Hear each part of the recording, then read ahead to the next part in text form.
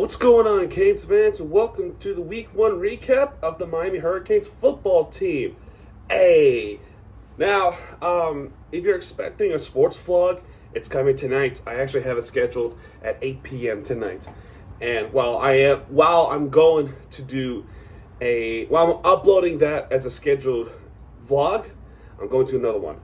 So, I figured while I'm here in beautiful Sunshine State, I'm going to talk about the recap of what happened last night, and then I would like you to watch the perspective of my fan experience at the Hurricanes game. So in case you can't tell, I am in a very different setting, and like I just said just now, I am here in South Florida, not home, and for once, I'm actually going to do something completely original. So, we start off the RedHawks, which is Miami, Ohio. RedHawks from Miami, Ohio. No, I'm just kidding. I'm just kidding. Oxford is where they're actually from. Versus the true Miami Hurricanes, the U. Now, last night I did this out of stupidity. It's this. So what happened in this game? So, first possession of the Miami Hurricanes. I'm looking this way because that's where I can see my score summary. Only 3 plays in, couple of rush yards, and then the first screen pass to left is Kobe Young, 44-yard pass from TVD. And it's a touchdown. And then it's a PAT, and we make it 7-0 right away. Next possession alone is a 3-and-out sack. 3-and-out sack from the Miami Hurricanes, which was a nice sack overall. And then after that possession, it is 10-0 from the field goal. We were marching down with all those running plays, and we got something out of it. We got a field goal out of it as we speak.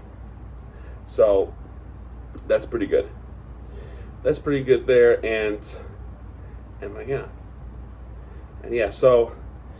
so 3-and-out there. Next, like I said, it was a 3-and-out there. Next possession is a 3-and-out for the RedHawks. Hurricanes also had a 3-and-outs. So that was not that good there. The false start.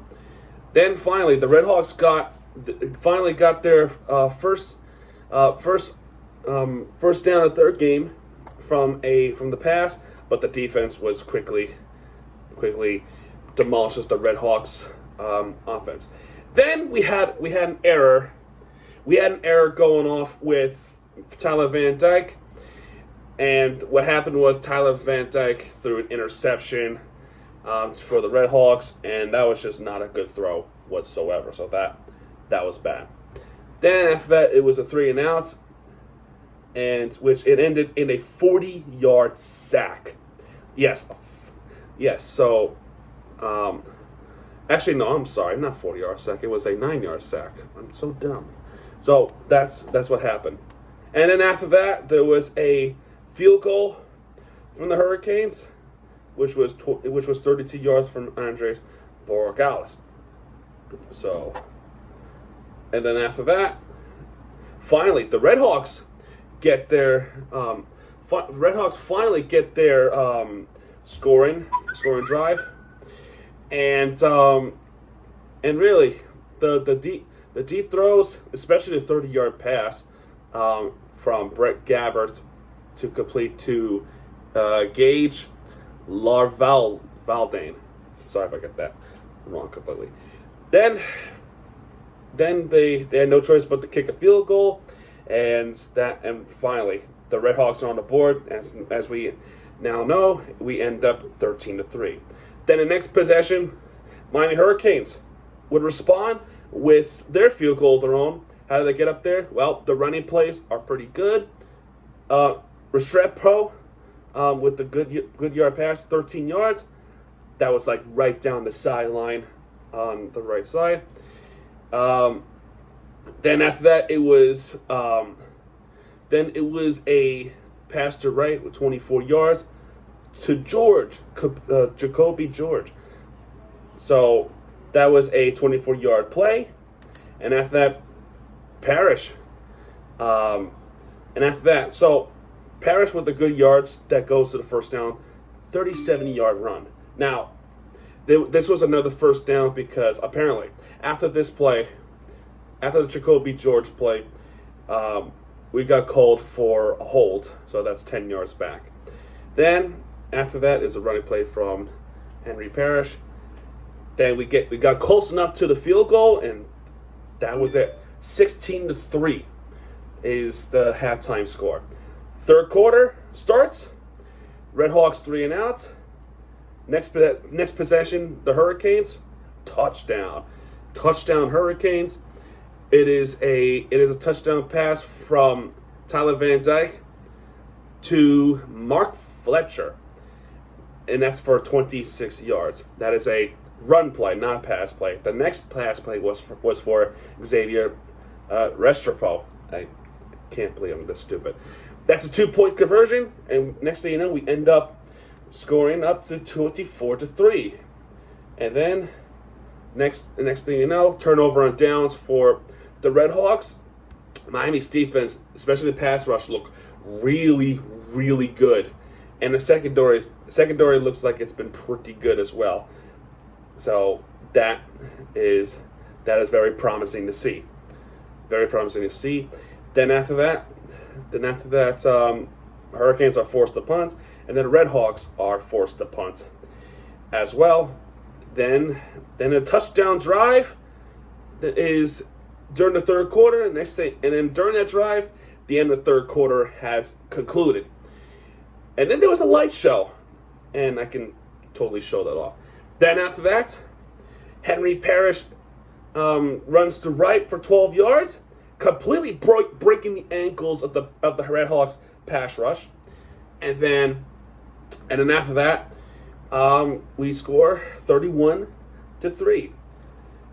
Now, next possession is the RedHawks, turnover on downs, incomplete pass, and then and that's pretty much it. And basically the whole story is this: Miami Hurricanes defense completely shutting down the Miami RedHawks offense, and the Miami RedHawks defense cannot seem to find an answer for Miami Hurricanes offense.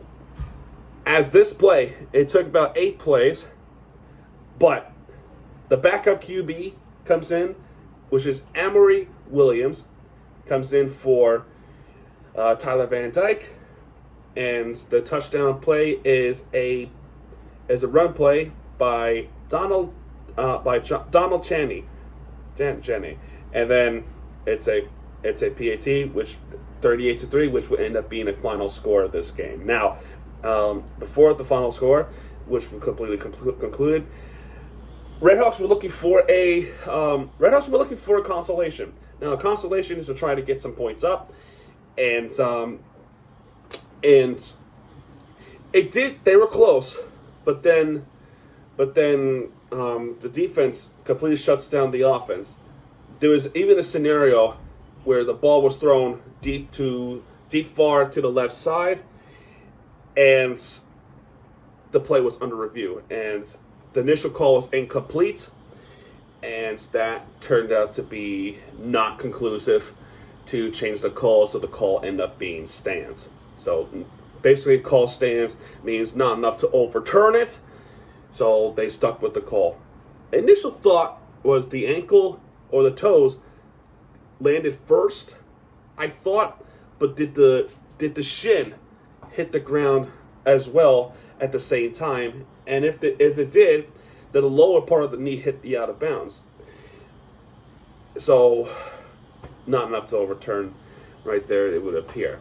Then after that, they would get the first down, but that was the last time they were able to do so, as no yardage there, incomplete, and then completely shutting down, and that's your ball game.